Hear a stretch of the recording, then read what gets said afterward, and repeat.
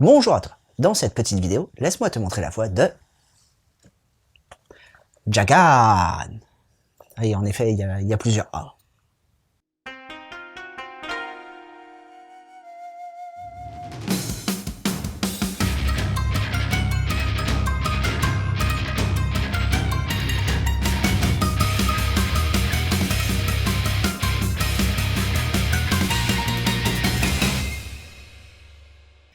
Tu connais Shintaro Jagasaki? Non? C'est normal, c'est juste un monsieur tout le monde qui fait son taf, comme tout le monde, et surtout qui a une vie monotone. Et ça lui pèse un peu quand même. Bon, faut dire, il fait pas non plus un super métier qui l'épanouit totalement. Il est flic de quartier et se fait par la même occasion humilier par les jeunes voyous, ainsi que par ses collègues de travail. Ça vend quand même du rêve son boulot. Ce qui rajoute en plus de la monotonie, c'est que sa vie semble toute tracée. Fonder une famille avec sa copine et poursuivre sa vie insignifiante. Tout ça lui donne d'ailleurs la nausée et, derrière le sourire qu'il affiche tous les jours, se cachent de violentes pulsions meurtrières. Un jour, pendant une de ses rondes, où il est en train de ramener un mec ivre chez lui, il va tomber nez à nez avec une sorte de mutant qui va foutre un sacré boxon dans le métro. J'entends par là qu'il va tout de même tuer tout le monde autour de lui. Rien que ça. Dans l'action, Shintaro se retrouve à terre, sans arme. Il va alors avoir une sorte de réflexe, si on peut dire. Il va fermer les yeux et pointer ses doigts vers le mutant, comme s'il pointait un pistolet, et tirer. Sauf que de son doigt va sortir un projectile qui va littéralement exploser le mutant. En ouvrant les yeux, il va lui aussi découvrir qu'il est un mutant, et que ce qui était son doigt auparavant est devenu une arme de destruction massive.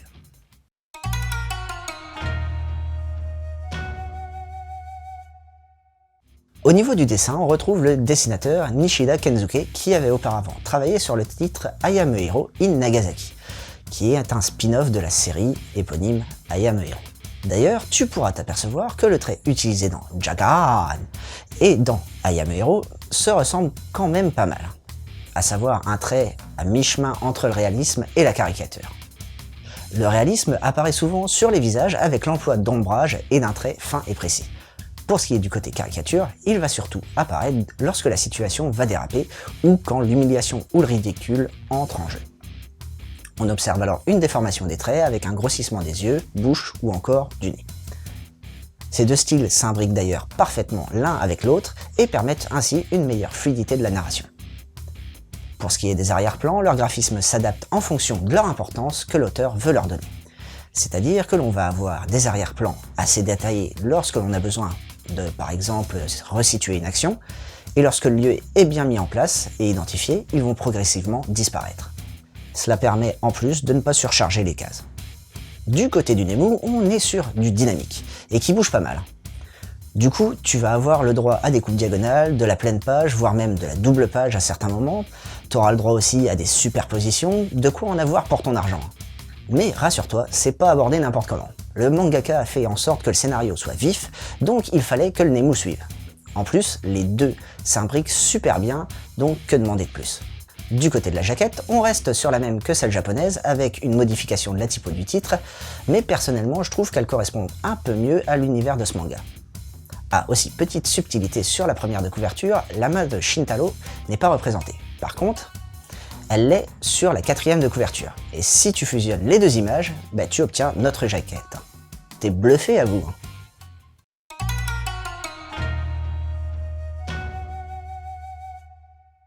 Au niveau du scénario, on a quand même quelqu'un d'un peu connu. Et c'est un euphémisme, puisqu'il s'agit de Kaneshiro Muneyuki, qui n'est autre que l'auteur de Jeux d'enfants de chez Pika ou Billion Dogs, ou encore son dernier titre sorti en France, Aku, le chasseur maudit.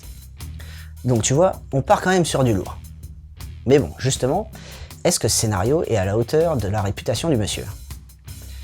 Je vais te dire que oui, et même il surpasse Jeux d'enfants ou encore Billion Dogs.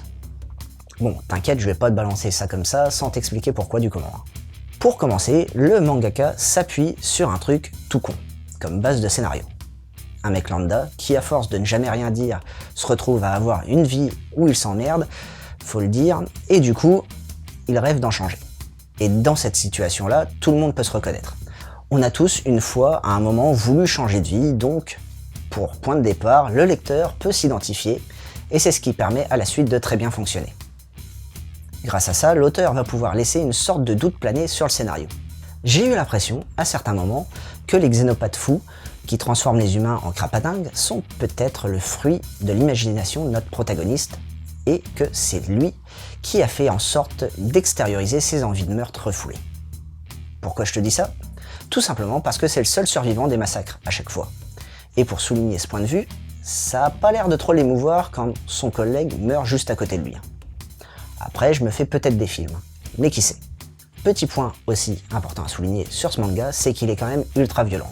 Donc si t'as prévu de l'offrir à ta petite sœur de 7 ans, c'est le meilleur moyen de la traumatiser. En effet, je pense pas que voir des gens exploser ou encore des scènes de sexe soit très recommandé pour cet âge. Et c'est pas non plus l'humour un peu trashos de certaines scènes qui va pouvoir effacer ça. Car moi, ça me fait bien marrer de voir un langotueur ou encore une hystéroscorpion, mais bon, pas sûr que la petite sœur l'apprécie aussi à sa juste valeur. En résumé, si t'as envie d'un titre qui sort des classiques, avec un scénario qui a du peps et des boyaux qui volent un peu partout, jette-toi sur ce titre. D'ailleurs, si t'as bien aimé ce scénario, je te conseille Billion Dogs du même auteur. T'auras le droit à 2 ados issus de milieux sociaux complètement différents qui vont enquêter sur un détournement de 3 milliards de yens. L'un va s'infiltrer dans la mafia, l'autre dans les sphères politiques. Je te préviens, ils sont pas au bout de leur surprise. Si c'est pas trop ton truc, les enquêtes, tu peux te jeter sur Aku le chasseur maudit. Une série courte en 5 tomes qui se passe à l'ère paléolithique et qui est au passage très rarement traitée dans les mangas. Tu découvriras Aku, un jeune chasseur, en proie à une malédiction et qui ne rêve que d'une seule chose, la vengeance. Et un petit dernier pour la route, I Am a Hero, de Anazawa Kengo, dans lequel tu découvriras Hideo, 35 ans et assistant mangaka, qui va être confronté à une sorte de fin du monde, on peut dire. Et voilà, c'était Boubou, j'espère que cette petite chronique t'aura plu et surtout donné l'envie de lire Jagan. Allez, sur ce, je retourne exploser des crapatingues et surtout, n'oublie pas de suivre la voie du manga.